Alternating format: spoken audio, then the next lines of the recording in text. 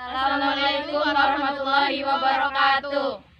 Kami dari kelompok kimia yang dibimbing oleh pembina kami, Ibu Guru Susdiarti SPD. Di sini kami akan mengaplikasikan sifat koligatif dalam kehidupan sehari-hari. Sebelumnya, perkenalkan kami. Saya Sela Rosiana Ainunsyah. Nama saya Winda Najwa Azhara. Saya Gabriela Nur Faiza. Saya Siti Nurailin. Kami dari kelas 12 IPA 1 sekolah di SMA Negeri 3 Brebes. Nah, sebelumnya kalian tahu nggak sifat koligatif itu apa? Nah, sifat koligatif adalah suatu sifat yang tergantung pada jumlah partikel zat yang terlarut dan tidak tergantung pada sifat zat terlarut di dalamnya. Nah, sifat koligatif tersebut memiliki 4 sifat. Yang pertama adalah penurunan tekanan uap larutan jenuh. Yang kedua adalah penurunan titik beku. Yang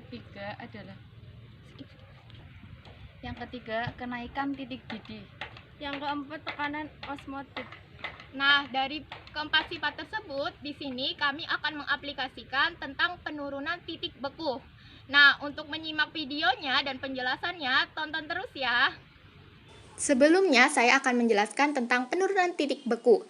Tetapan penurunan titik beku molar dengan rumus Kf, besarnya penurunan titik beku untuk 1 molar larutan, setiap larut punya nilai Kf masing-masing, di mana dengan rumus delta Tf sama dengan Kf dikali M.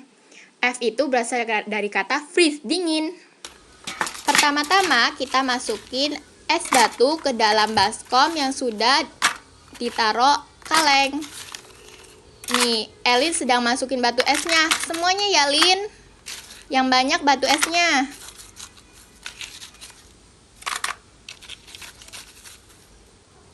Kemudian kita tuangkan susu cair 1 gelas ke dalam kaleng. Kemudian kita taburkan garam.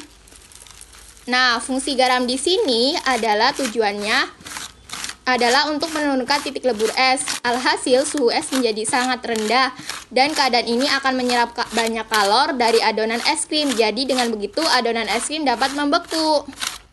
Selanjutnya kalengnya terus kita putar-putar ya sampai di dalamnya es krim susunya menjadi es krim mengeras. Nah, ini dia hasilnya. Wow, udah jadi es krim dan teksturnya lembut. Nih, kita mau menikmati bareng-bareng ya, kita keruk. Nih, wow. Ini dia hasilnya. Es puter. Nah, itu tadi pembuatan es puternya. Nah, sekarang dari hasil percobaan tersebut dapat diambil kesimpulannya. Yang pertama, Sifat koligatif larutan adalah sifat larutan yang hanya bergantung pada jumlah partikel zat terlarut dalam larutan.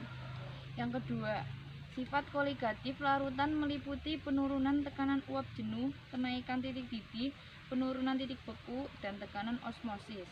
Yang ketiga, penurunan titik beku adalah perbedaan titik beku akibat partikel zat terlarut.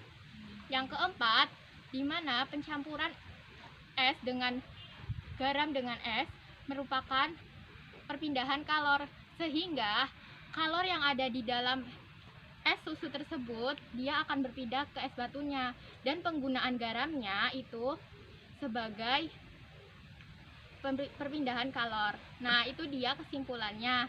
Nah, jadi sekian, terima kasih atas praktek yang kami lakukan. Kami akhiri. Wassalamualaikum warahmatullahi wabarakatuh.